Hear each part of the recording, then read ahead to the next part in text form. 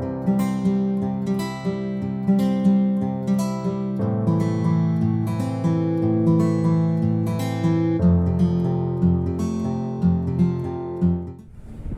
Friends, मैं हूं आज आपके साथ डॉक्टर सुजाता में। आज हम डिस्कस करेंगे बहुत ही इम्पोर्टेंट टॉपिक जिसके बारे में यूट्यूब पर या इंटरनेट पर बहुत कम जानकारी आपको मिलेगी। कोई भी ऑपरेशन हो वो सक्सेसफुल कैसे हो। सब यही ही सोचते हैं कि ऑपरेशन का जो सक्सेस है वो डॉक्टर और हॉस्पिटल के ऊपर है, उसका उनका श्रेय है। नहीं, इसका श्रेय आपके ऊपर भी जाता है कि आप कैसे हैं, आपका बॉडी कैसा है, आपने अपने ऑपरेशन के लिए क्या तैयारी कर रखी है। तो मैं आज यही डिस्कस आप लोगों के साथ करूंगी कि पेशेंट्स की जिम्मेदारी क्या है ऑपरेशन से पहले, उसके बारे में। डॉक्टर अच्छा होना, उसका एक्सपीरियंस होना, हॉस्पिटल में सारी फैसिलिटीज, ओटी होना, इंस्ट्रूमेंट्स होना, एनेस्थेटिस्ट होना, वो तो है ही इम्पोर्टेंट, इसमें कोई दो राय नहीं है। पर आउटकम ऑपरेशन का बहुत कुछ, क्योंकि ये आपका बॉडी है। आपने अपने बॉडी के के साथ क्या क्या खिलवाड़ कर रखे हैं। अगर आपको कोमॉर्बिडिटीज है, जैसे डायबिटीज है, हाइपरटेंशन है या अल्कोहल ले रहे, स्मोकिंग है, तो आप एक इंक्रीज रिस्क के साथ आपको इंक्रीज रिस्क है during the time of surgery, या पहले आपकी बाईपास सर्जरी हो चुकी है। तो मेरी सबसे पहले आपको एक इम्पॉर्टेंट हिदायत ये है कि जो भी प्लान्ड सर्जरीज हैं उनमें हड़बड़ी ना करें। उसमें थोड़ा टाइम लें, 4-5 दिन का, 1 हफ्ते का। मतलब अगर कोई इट्स नॉट एन इमरजेंसी तो आप 1 हफ्ते का टाइम लेकर अपना सारा काम करें, जो कि मैं अब आपसे डिस्कस करने वाली हूँ। तो 1 हफ्ते के टाइम में सबसे पहले जो इम्पोर्टेंट है वो ये है कि आप कि खाना कम खाएं और फ्रूट्स ज़्यादा खाएं। खाना कम खाने से मेरा मतलब है आप भूखे नहीं रहें, और भूखे थोड़ा बहुत रहते भी हैं तो वो ठीक है, इससे आपके शरीर की गंदगी निकल जाती है। पर कुक फूड बिल्कुल बहुत कम कर दें, और फ्रूट्स, जूसेस वो ज़्यादा लें। प्रिजर्वेटिव्स वाले फ्रूट्स नहीं, फ्रेश फ्रूट जूसेस घर पर निकालें, और बासी खाना बिल्कुल भी ना खाएं। इसके अलावा बहुत इम्पॉर्टेंट है कि आप अपने लंग्स को प्रिपेयर करके रखें, क्योंकि लंग्स जब भी मेजर सर्जरीज होती हैं तो एनेस्थीसिया, जनरल एनेस्थीसिया दिया जाता है। इवन स्पाइनल एनेस्थीसिया के अंदर भी आपके लंग्स की कैपेसिटी अच्छी होनी चाहिए। ये हम सबको पता है कि एवरेज पर्सन की, because of lot of factors including the environmental pollution and lack of exercises, जो है आजकल एवरेज पर्सन जो कि 25, 30, 40 की एज में, उसकी लंग की कैपेसिटी हार्डली 25 to 30 to 40% रह जाती है। ओल्ड एज में तो और भी कम हो जाती है। तो अगर आपके लंग्स जो हैं वो बहुत अच्छा काम कर रहे होंगे तो आपकी पोस्ट ऑपरेटिव कॉम्प्लिकेशन बहुत कम होंगी। वेंटिलेटर पर जाने के भी बहुत ज़्यादा चांसेस कम हो जाएंगे। तो वो कैसे करेंगे? अब सबसे बड़ी बात यह है कि वो कैसे है। देखिए, ये सबसे सस्ता, सुंदर, टिकाऊ जो काम है वो ये है कि जैसे मैंने ये बैलून ले रखा है, इससे बड़े बैलून्स भी आते हैं। आप वो वाले बैलून्स लेके उनको आप जो है फुलाने की प्रैक्टिस करें। ठीक है, देखिए मैं फुला रही हूँ आपके सामने, और देखिए उसमें चीक्स को कितना प्रेशर लगता है।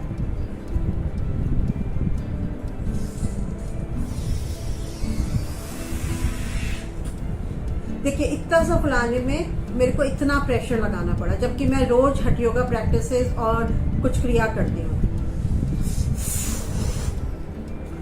देखिए तो इतना सा फूला है, तो इसको आप फुलाएंगे तो देखेंगे आपके चीक्स में, चीक मसल्स को भी बहुत ज़्यादा काम करती हैं। इससे आपकी झुर्रियाँ भी कम हो जाएंगी, चीक मसल भी स्ट्रांग हो जाएंगे, और वेंटिलेटर या जब एनेस्थीसिया की मशीन की जब हम ट्यूब डालेंगे तो बाद में आपके गालों में दर्द नहीं होगा।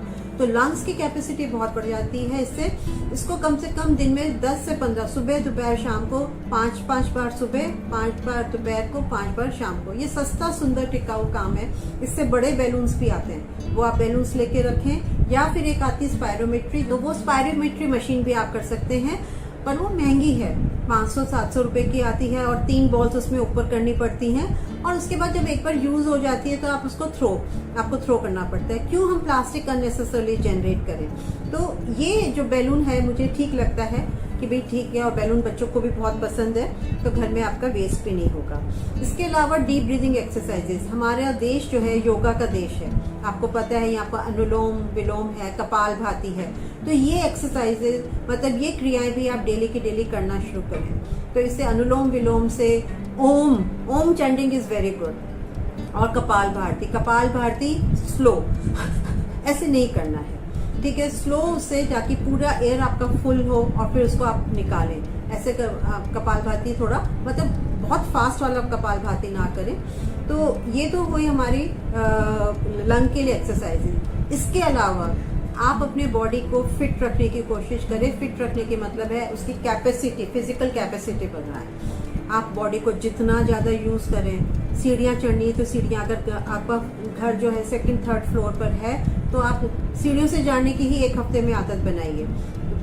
लिफ्ट से जाने की आदत बिल्कुल छोड़ दीजिए, क्योंकि जितना आप बॉडी को यूज़ करेंगे तो उतना सेलुलर ऑक्सीजन और सेल्स को जो है प्रॉपर ऑक्सीजनेशन के अलावा न्यूट्रिशन मिलता है। तो वो आप करेंगे तो आपका आप ऑपरेशन में जल्दी निकलेंगे। ऑपरेशन के बाद अननेसेसरली आपको एंटीबायोटिक्स की कम जरूरत पड़ेगी, unnecessarily ICU, specially major surgeries आपकी बहुत ज़्यादा प्रॉब्लम खत्म हो जाएगी। इसके अलावा बहुत इंपॉर्टेंट है, जो कि काफ़ी डॉक्टर्स मिस भी कर देते हैं, वो है vitamin B12 and vitamin D3 checking. अगर आपके विटामिन B12 और विटामिन D3 बहुत कम है, स्पेशली जो विटामिन B12 है वो आई विल रिकमेंड कि सबके, मतलब बच्चों की बात छोड़ के एडल्ट्स में 25 to 70-80 जो एज है वहाँ तक आपके 500 to 600 रहने चाहिए। कोई जिनको कैंसर है और कैंसर की मेजर सर्जरी हो रही है, उनके विटामिन B12 जो है ऑलरेडी ऑलमोस्ट 900 तक चले जाने चाहिए। विटामिन D भी जो है कैंसर पेशेंट्स में हम थोड़ा हायर साइड में रखते हैं, और जो रूटीन पेशेंट्स हैं उनका भी थोड़ा सा मिडल में, जैसे कई लैब्स की जो है 30 के आसपास की लैब, तो 30 नहीं, हम चाहेंगे प्री ऑपरेटिवली आपके लेवल 40-50 तक मैनेज हो। तो विटामिन B12, विटामिन D3 जरूर चेक करवाएं अगर डॉक्टर ने आपके नहीं करवाए हैं। और अगर इनके आपके कम हैं तो ये ऑपरेशन से पहले इनके इंजेक्टेबल्स, ऑपरेशन से पहले आपको इंजेक्टेबल्स लेने पड़ेंगे, क्योंकि सैशेट्स लें या टैबलेट्स लें वो टाइम लेंगी, विटामिन B12 के लिए भी और विटामिन D3 के लिए भी। देन एक और इम्पॉर्टेंट पॉइंट है कि कॉन्स्टिपेशन, आपकी बॉडी में जितनी गंदगी है उसको आप निकाल के रखिए। इसलिए मैंने सबसे पहले बोला कि खाना कम खाएं, फ्रूट्स ज़्यादा खाएं, फाइबर जाएगा तो कॉन्स्टिपेशन आपके अंदर की गंदगी निकलेगी। देखिए वेजिटेबल्स जो है ना वो बॉडी बिल्डर्स हैं और फ्रूट्स जो है वो बॉडी क्लींसर्स हैं। तो इसलिए बहुत ज़रूरी है कि फ्रेश जूसेस और पानी खूब पिएं ताकि गंदगी निकले। इनफैक्ट मैं तो रिकमेंड करती हूँ कि 2-3 दिन आप ऑपरेशन से 2-3 दिन पहले लैक्सेटिव्स लें। वैसे भी जब आप हॉस्पिटल जाते हैं तो आपने देखा होगा कोई भी पेट का ऑपरेशन हो रहा होता है तो एनिमा जरूर लगाते हैं, एनिमा से, ताकि गंदगी सारी निकल जाए और ऑपरेशन के टाइम में आपका जो लैट्रिन का रास्ता है वो नीट एंड क्लीन रहे। स्पेशली अगर कोई बाउल सर्जरी कर रहे हैं तो उसमें इंटेस्टाइन में कोई इंजरी हो जाए, लैट्रिन पूरे पेरिटोनियल कैविटी में फैल जाए। प्लस अगर आपको कोई और सर्जरी है पर इंटेस्टाइन बढ़ी तो बेहोशी के टाइम में सारा गंदा मतलब निकल सकती है, क्योंकि आपके सारे स्फिंक्टर्स वगैरह लूज हो जाते हैं। स्फिंक्टर्स आपके लूज हो जाते हैं तो लैट्रिन निकलने के चांसेस रहते हैं और सारा फैलता है तो इन्फेक्शन होने के चांसेस रहते हैं। Then another important factor is कि आप सारी रेलिवेंट इंफॉर्मेशन अपने डॉक्टर को दें, कुछ भी नहीं छिपाएं। स्पेशली अगर आप आयुर्वेदिक मेडिसिन ले रहे हैं, आपको पास्ट में कोई सर्जरी हुई है, ब्लड ट्रांसफ्यूजन हुआ है, कोई और कॉम्प्लिकेशन आपको हुई है, आप भूल जाते हैं। तो इसके लिए ज़रूरी है कि आप ये सारी चीज़ें लिख के रखें। जब डॉक्टर के पास सर्जरी के लिए जाएं, आपकी सर्जरी प्लान होने से 4-5 दिन पहले आप डॉक्टर को सारा बताएं कि आपने आज तक मेजर प्रॉब्लम्स क्या हुई थी, आपको एलर्जीज क्या हैं। कई बार पेनिसिलिन से है, किसी को ओफ्लॉक्सासिलिन से है, किसी को सिप्रोफ्लॉक्सासिलिन से है, किसी को एस्प्रिन से है। तो ये सारा आपको जरूर बताना है, एलर्जीज के बारे में बताना है, प्रीवियस ऑपरेशंस क्या हुए हैं। अगर आप HIV पॉजिटिव हैं तो वो बताइए, HbSAg पॉजिटिव है वो जरूर डॉक्टर को बताइए। आयुर्वेदिक प्रिपरेशंस खा रहे हैं उनके बारे में बताइए, और कुछ टाइम के लिए आप आयुर्वेदिक प्रिपरेशंस छोड़ दीजिए। अगर आप एस्प्रिन ले रहे हैं या ब्लड थिनर, ब्लड प्रेशर के लिए, कोलेस्ट्रॉल के लिए ले रहे हैं, वो सारी इन्फॉर्मेशन आप डॉक्टर को दीजिए। डेंचर्स लगे हुए हैं, चश्मे का तो खैर दिख जाता है, पर कॉन्टैक्ट लेंसेज वगैरह है, प्रोस्थेसिस वगैरह है, ये सब जो है आप अपने डॉक्टर को डिटेल में बताइए विद ईयर। तो इसलिए बेटर रहता है कि जब आप ऑपरेशन प्लान करते हैं सारी इन्फॉर्मेशन आप याद करके, और सारे पुराने कागज ना आप सबको हमेशा रखनी चाहिए। जो भी आपके प्रॉब्लम्स हुई हैं डेट वाइज लगाते जाइए। हैप्पीजर्ड वे में डॉक्टर्स को बहुत प्रॉब्लम आती है इन सबको देखने के लिए। तो ये सारा लिखकर जब आपके जैसे गॉल स्टोन डायग्नोस हो गया तो उसके बाद डॉक्टर सर्जरी के लिए कहते हैं तो टेक सम टाइम, 4-5 दिन, क्योंकि इमरजेंसी नहीं है, सीवियर पेन हो रहा है तब तो आपको करना ही पड़ रहा है। तो इसीलिए इमरजेंसी में कॉम्प्लिकेशंस ज़्यादा होती हैं। तो प्लान वे में आप थोड़ा टाइम लेकर पूरा हिस्ट्री अपने डॉक्टर को बताकर, अपनी फैमिली को देखकर कि कैसे कन्वीनियंट है, एकदम नहीं कि चलिए जी सैटरडे करते हैं, मंडे को संडे को छुट्टी करवा लेंगे, ऐसे करेंगे तो कॉम्प्लिकेशन थोड़ी सी ज़्यादा रहती है। और स्मोकिंग, अल्कोहल की सब तो गंदी लत है ही, परंतु फिर भी आपकी आदत पड़ी हुई है और आप ले रहे हैं तो एक हफ्ता 10 दिन पहले आप इन सबको छोड़ दें। देखिए कुछ ड्रग्स है जैसे मेट्रोजिल है, अगर आप अल्कोहल लेते हैं तो मेट्रोजिल के साथ एक सीवियर रिएक्शन हो जाता है।